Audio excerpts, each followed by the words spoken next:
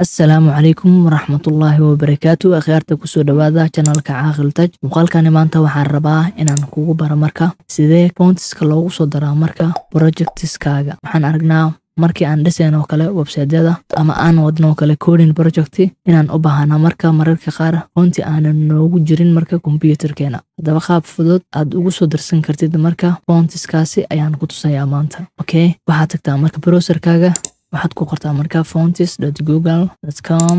wuxuu keenayaa marka website-kan waxaad ka heli kartaa marka fontska free-ga ah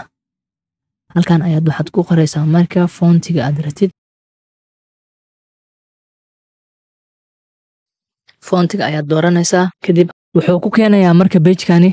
halkan wuxuu kugu soo bandhigayaa marka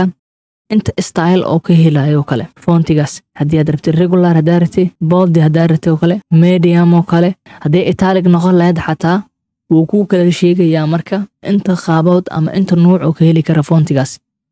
okay hadda waxaan dooranaynaa marka qaar ka mid ah regular kan oo kale ayaan doortay okay waxaan kale u baahanahay kale medium ko u baahanahay waxaan kale u baahanahay marka semi bold tusaale ahaan ayaan ka wada dirtaan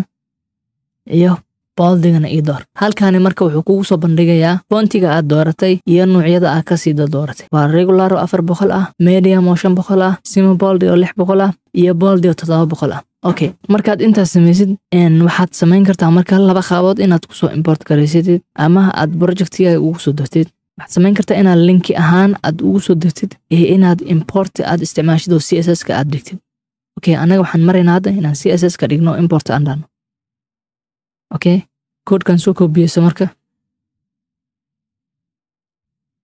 halkan imaam marka waxaad dhigtaa marka qaybta CSS ka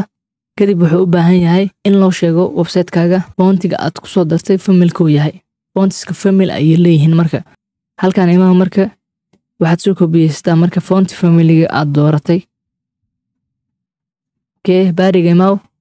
family-ga ayaan dhex dhigayaa marka kadib halkan fiiro marka wuu isbedeli doonaa